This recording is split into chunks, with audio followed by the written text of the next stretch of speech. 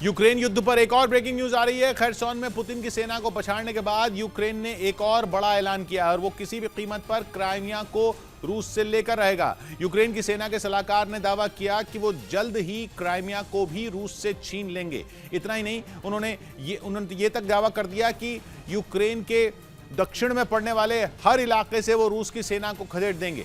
जबकि पश्चिमी मीडिया ने यह दावा कर दिया कि अगर जेलेंस्की ने क्राइमिया की तरफ रुख किया तो पुतिन परमाणु बम बरसाने से भी नहीं हिचकेंगे। दावा किया गया कि खैरसॉन में लगे झटके को तो वो सह भी जाएंगे, लेकिन क्राइमिया उनके हाथ से निकला तो तबाही मच जाएगी। और बुरी तरह बौखलाए पुतिन परमाणु बम बरसा देंगे,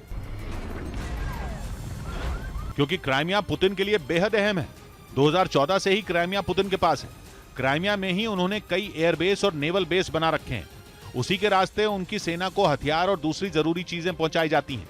और अगर इतना अहम क्राइमिया ही उनके हाथ से फिसल जाएगा तो फिर वो परमाणु हथियारों का सहारा लेने से भी नहीं चूकेंगे।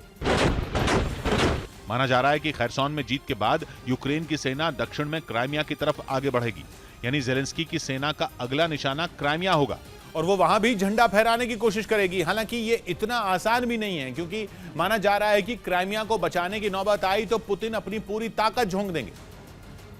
और दावा है कि उन्हें यूक्रेन की सेना पर परमाणु बम भी दागना पड़ा तो वो दाग देंगे, क्योंकि पिछले महीने क्राइमिया के कर्ज ब्रिज पर हुए हमले के बाद यूक्रेन को भारी कीमत चुकानी पड़ी थी। कीव समेत 7 शहरों पर पुतिन के गुस्से की आग बरसी थी। ईरान से मिले ड्रोन से पुतिन ने वहां ऐसा कहर बरपाया था कि पूरा यूक्रेन दहल उठा था।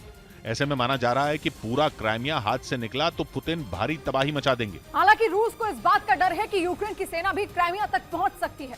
दावा किया गया कि इसी वजह से रूस के सैनिकों ने खैरसॉन को क्राइमिया से जोड़ने वाले रास्ते पर बड़े बड़े गड्ढे बना दिए।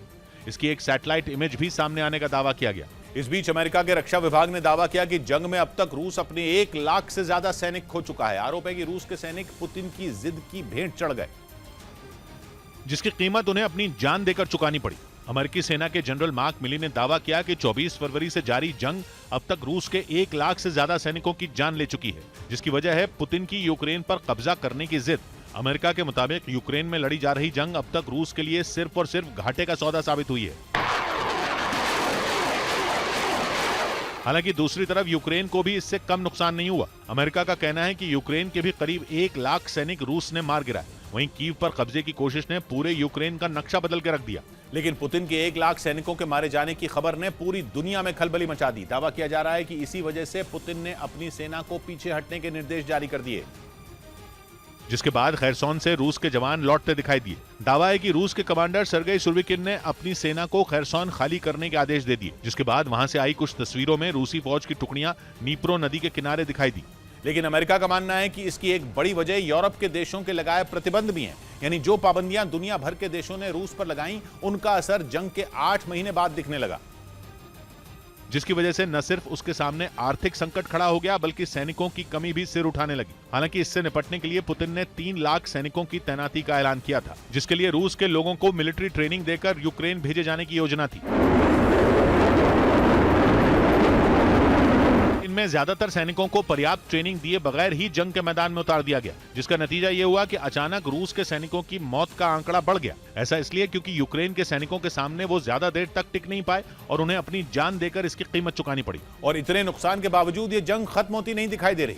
अमेरिका का दावा है कि दोनों तरफ के लाखों सैनिकों के मारे जाने के बावजूद पुतिन यूक्रेन पर कब्जा जमाने का ख्वाब देखना नहीं छोड़ रहे, जिसका मतलब यह है कि जंग अभी और लंबी खिंचेगी और अगर ऐसा हुआ तो दोनों देशों को कई गुना नुकसान झेलना पड़ सकता है। यही वजह है कि अमेरिका की रिपोर्ट में समझौते की पेशकश की गई। अमेरिका का मानना है कि पुतिन अब इस जंग को हथियारों के दम पर नहीं जीत सकते, इसलिए बेहतर होगा कि वो यूक्रेन से अपनी सेना को पीछे लें और जेलेंस्की से बातचीत कर इस युद्ध को खत्म कर दें। हालांकि रूस के रक्षा विभाग का दावा है कि पुतिन हथियार डालने के मूड में नहीं है, बल्कि जरूरत पड़ने पर वो और जोरदार वार कर सकते हैं, जिसकी तैयारी उन्होंने शुरू भी कर दी है। वो अपने कई लड़ाकू विमानों और सोवियत संघ के दौर के हथियारों की ताकत बढ़ाने में जुटे हैं, ताकि सही वक्त पर यूक्रेन पर जोरदार हमला कर जेलेंस्की को घुटनों पर ला सकें।